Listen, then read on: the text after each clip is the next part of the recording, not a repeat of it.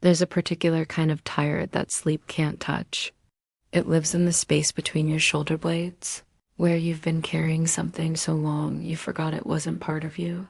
It's the weight of being the one who holds things together, the one who shows up, the one who never breaks. But tonight, in the quiet after everyone else has gone home, after all the problems have been solved and all the tears have been dried, you sit in your car for a moment longer than usual. Your hands rest on the steering wheel, and just for a second, your shoulders drop. You don't even remember when you became this person, the strong one, the one everyone calls when things fall apart. You see it in the way you lean forward when someone shares their pain. Your body instinctively moves toward their hurt, while your own story stays tucked away. You've become fluent in the language of other people's struggles. But when someone asks about yours, the words feel foreign in your mouth. "I'm fine," you say. "Tell me more about you," and you mean it. You want to know. You want to help. But somewhere between their words and your listening, you begin to disappear. It happens in different rooms, with different people, but the pattern is the same. You see it in the way your phone becomes a lifeline for other people's emergencies. 2 in the morning, and you're already reaching for your keys, already rehearsing the words that will make someone else feel less alone. You arrive calm, composed, ready, with tea, with tissues, with presents.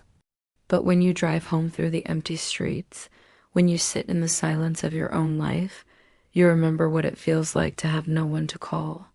You see it at family dinners, how conversations flow toward you when decisions need to be made, when someone needs to stay grounded, when the weight needs somewhere to land. You answer because you always do. You smile because it makes others feel safe. You hold it all because you've forgotten what it's like to let go, but your plate stays cold. Your own hunger waits, quiet and unnoticed, while you make sure everyone else is fed. This is the strange mathematics of being strong.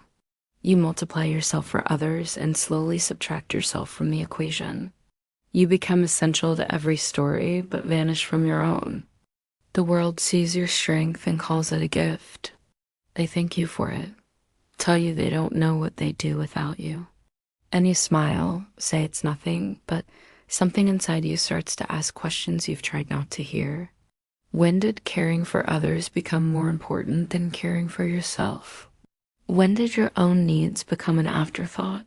When did strength stop being a choice and start becoming the only way to survive? If this feels familiar, you're not alone in this war. And maybe, just maybe, you're beginning to wonder what it might feel like to put it down. But what happens inside, in the places no one sees, tells a different story. There's a loneliness in being known only for your steadiness. People lean on you. They come to you when things fall apart. You're the constant, the calm, the capable. But they rarely ask if you're tired. They notice your strength and stop there. They don't know about the 3 a.m. moments when you lie awake, wondering if you're still lovable without the role. They don't see the quiet rehearsals of vulnerability spoken out loud to no one in particular, just to remember what it sounds like. You're surrounded, but rarely revealed. And slowly, quietly, you start to wonder if there's a difference anymore between what you do and who you are. The fear is subtle, but it's always there. Not fear of being hurt, fear of being too much, of needing more than what's allowed, of taking up emotional space you've been taught to surrender. You've learned to carry the weight, yours and everyone else's, but the idea of handing any of it over feels dangerous. Like breaking a rule no one ever said out loud, so you add it. You share stories that are tidy, struggles already resolved, pain that's already past tense. You keep the raw parts hidden, even from yourself. You learn how to ask for help in ways that don't truly require it. You speak of tiredness like it's temporary. You let people believe you're fine, not because you're lying, but because you're no longer sure how to speak otherwise. And underneath all of it, a question begins to form. If I stop performing strength, will I still be wanted? If I let them see the places where I hesitate, falter, ache, will they stay? The fear of that answer keeps you moving, keeps you useful, keeps you safe and alone. But perhaps the hardest part is the confusion that comes when there's no one left to take care of, when the room is empty, when the crisis has passed, when there's no role to step into. You sit with yourself and realize you're not sure who's there. You've become fluent in everyone else's needs, attuned to every signal, but your own inner voice has gone quiet like a room no one visits anymore. You were someone before this, before strength became your way of being, before usefulness became your worth. But that memory is distant, blurred by years of being everything to everyone. And the armor you put on to protect what was soft and small and still forming has become the barrier between you and what you crave most: connection, rest, realness. You're safe inside it, but you're also alone. If you've worn that armor so long you forgot who you were before it, breathe. You don't need to name what's underneath. Just notice it's still there, waiting. The truth is, we didn't choose to become strong. We became strong because the world demanded it of us before we were ready. There's a moment, usually small, usually forgotten, when a child realizes that their feelings are too big for the room they're in. Maybe it's the night they hear arguing downstairs and know that someone needs to be okay tomorrow. They put their feelings somewhere safe, somewhere small, somewhere that won't bother anyone.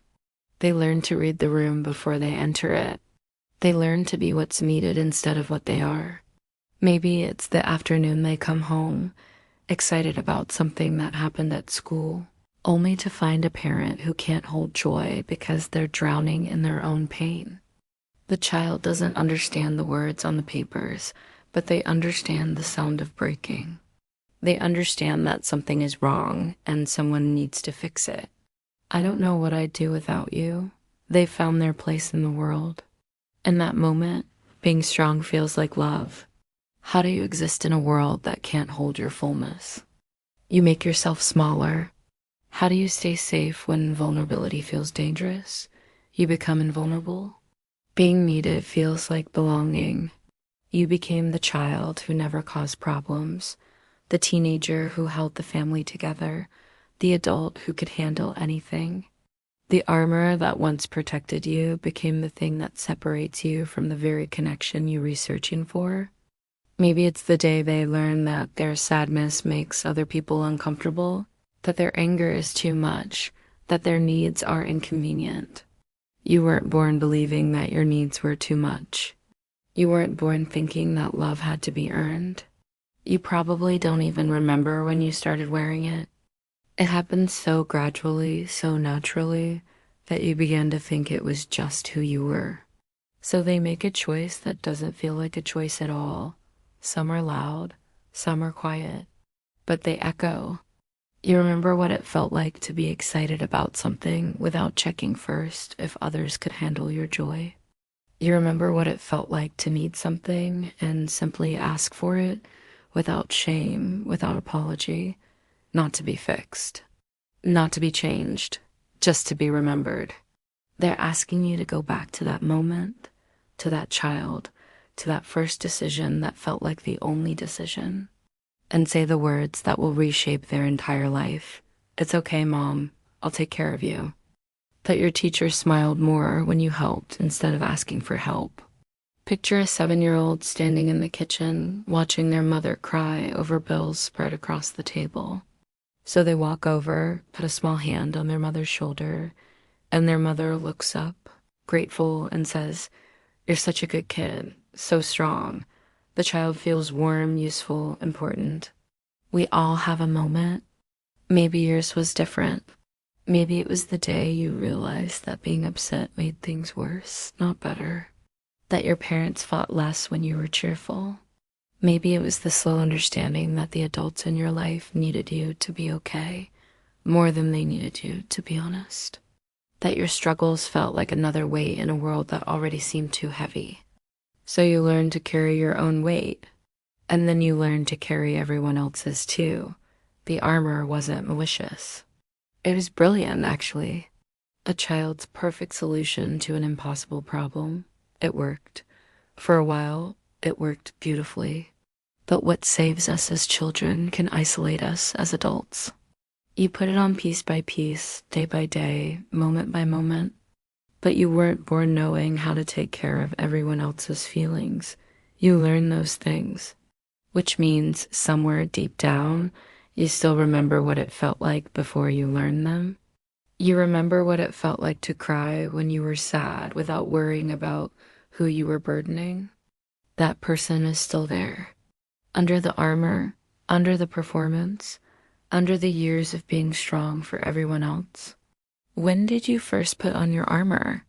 What were you protecting yourself from? The questions aren't asking for answers. They're asking for remembering. That child still lives in you. But there's a price to wearing armor that was never meant to be permanent. You sit at dinner tables surrounded by people who love you, and somehow you feel like you're watching the scene from somewhere else. They're laughing, and you're laughing too, but there's glass between you and the warmth. You can see it, but you can't quite touch it. Love that comes without conditions feels foreign, suspicious.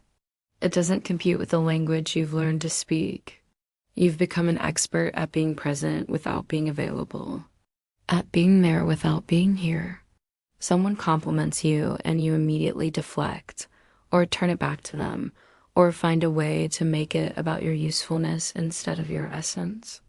Someone who can read every micro-expression on another person's face but can't tell you what they are feeling in this moment. When someone offers to help you, to take care of you, to simply be with you without needing you to be anything in return, you feel itchy, like you're waiting for your real life to begin, but it only begins when someone else needs you. Uncomfortable, like you're taking up space that doesn't belong to you. You've trained yourself to only accept affection that feels earned, connection that feels justified by your service. Free love feels like debt, and you wonder when you gave up the right to be human in your own life, where you're the main character in everyone else's healing, but a supporting player in your own. Feelings too.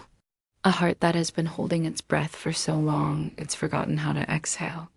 It's become your skin, your identity, your way of moving through the world. But armor, no matter how beautiful, is still a barrier, and unacknowledged in the spaces between what you give and what you allow yourself to receive, just quietly, just privately, just in the ways that no one else can see. There's a stranger living in your own body, someone who knows how to comfort others but has forgotten how to comfort themselves. You've become fluent in everyone else's emotional language, while your own inner voice speaks in whispers you've learned to ignore. When you're alone, truly alone, without anyone to take care of or anything to fix, you feel hollow.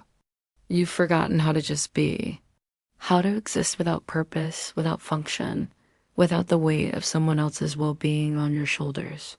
The quiet terrifies you because in the quiet, you remember that you have needs too. You watch movies and cry at the scenes where someone is taken care of, where someone is seen, where someone is loved just for being human. You've built a life where you re-essential to everyone's story, but somehow absent from your own. The armor has done its job so well that you've forgotten you're wearing it. It keeps you safe, but it also keeps you separate.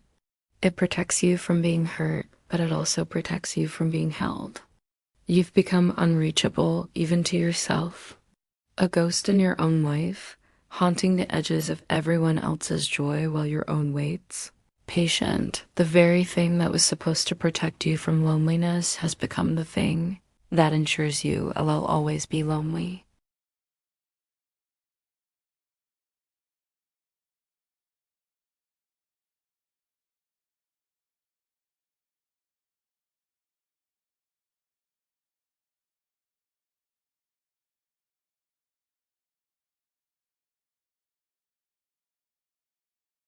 The armor served you well. It kept you safe when safety felt impossible. It helped you survive when survival was all you could manage. There's no shame in having needed it, but there's no weakness in still wearing it now. That maybe in this moment you can feel its weight, that you've carried it with such grace, that you've been so strong for so long, and it's been beautiful and necessary and exhausting. Just here in this space where no one needs anything from you. Maybe you can notice the way it sits on your shoulders, the way it moves with you, the way it has become so familiar that you almost forgot it was there. To be human in all the messy, imperfect, beautiful ways that humans are allowed to be. Not as something you have to do, but as something you've always been allowed to choose. Maybe you can rest for just a moment in knowing that you put it on for good reasons. You're allowed to be tired, to be uncertain, to be in need of the same tenderness you've given to everyone else. You were never meant to carry everyone else's pain while ignoring your own. Even if it's just by the quiet recognition that you are enough, exactly as you are, armor and all. Just waiting, patient and gentle, like an old friend who knows you're doing the best you can. You were never meant to earn love through service or prove your worth through endless giving. Maybe you can let yourself be tired, just for a moment. You were never meant to be strong all the time. You were meant to be held too, to be soft when you needed to be soft. That possibility still exists. The armor doesn't make you weak. But neither does taking it off. You're safe here, in this moment, in this breath, in this knowing. You're allowed to be exactly who you are underneath all the strength you've learned to perform. You're allowed to be held, even if it's just by your own presence. No one is born wearing armor, which means somewhere deep down, you still remember what it feels like to be soft. That memory is still there, waiting for you whenever you're ready, not demanding anything, not rushing you toward any particular choice. Let the silence speak back. Stay with us,